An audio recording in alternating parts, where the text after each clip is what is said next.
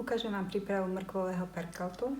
Je veľmi jednoduchý a to je fakt taký recept, že teda rozdielil národ na dve časti, na ľudí, ktorí ho milujú a na ľudí, ktorí ho nemôžu, tak ja vám ukážem, ako ho pripravujem ja.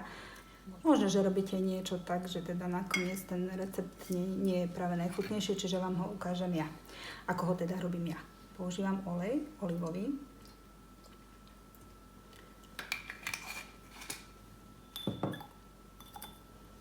Olej posolím. Stále to tak robím, stará mama ma takto učila a mne to tak veľmi chutí. Čiže na takýto posolený olej pridáte cibulku.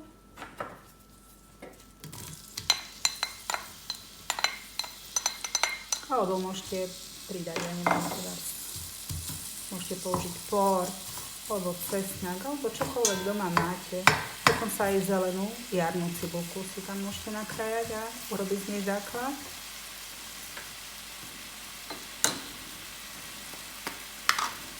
Pridáme čierne korenie.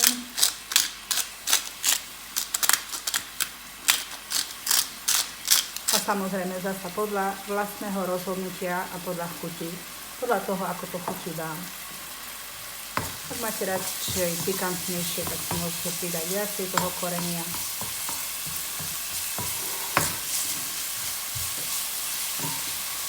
A necháme cibulku teniť.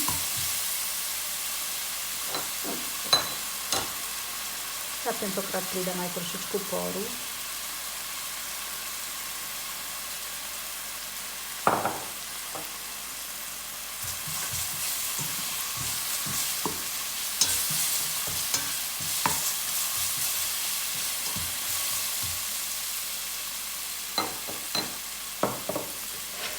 Prosím vás pekne, poproste manžela, alebo ja neviem, poproste manželku, aby vám kúpili pri najbližšej príležitosti nejakého robota, ktorý vám bude krájať mrkvu preto, lebo ja keď vidím niektoré príspevky, keď mi posielate fotky, ako krájate s nožom veľkým, bože, jednak tam je hrozba, že si ubližíte a jednak takto by mal vyzerať jeden plátok mrkvy. Takáto hrúbka.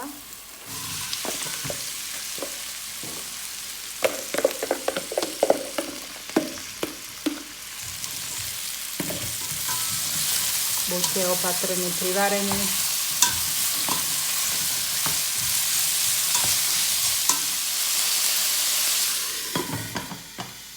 Mrkvu prikryjeme. Chvíľočku ju necháme takto ako keby pustiť šťavu.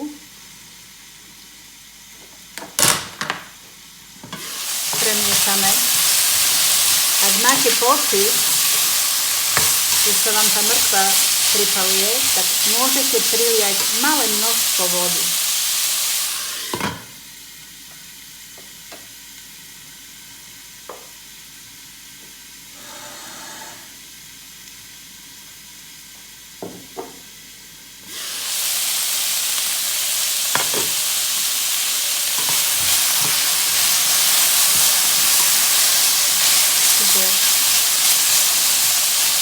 Chvíľočku sme to takto poreštovali a teraz ja pridávam, lebo ja mám veľmi rada vôňu a chuť rozmarínu, tak ja pridávam, ak mám, tak čerstvý rozmarín, ak nie, tak je dostať sušený rozmarín a toho si tiež dajte podľa toho, ako to máte radi.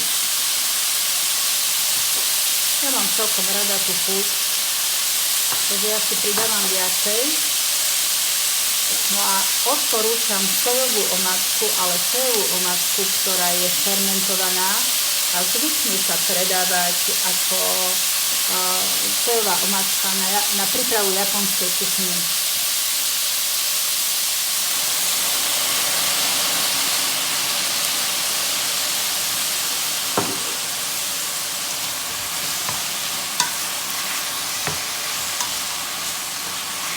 Takže si to premiešame. Ako som spomínala, môžete si priliať malé množstvo vody. Prikryjeme to a necháme to dusiť. Tak zhruba po 20 minútach, keď si to odsledujete a naozaj si dolievate tú vodu,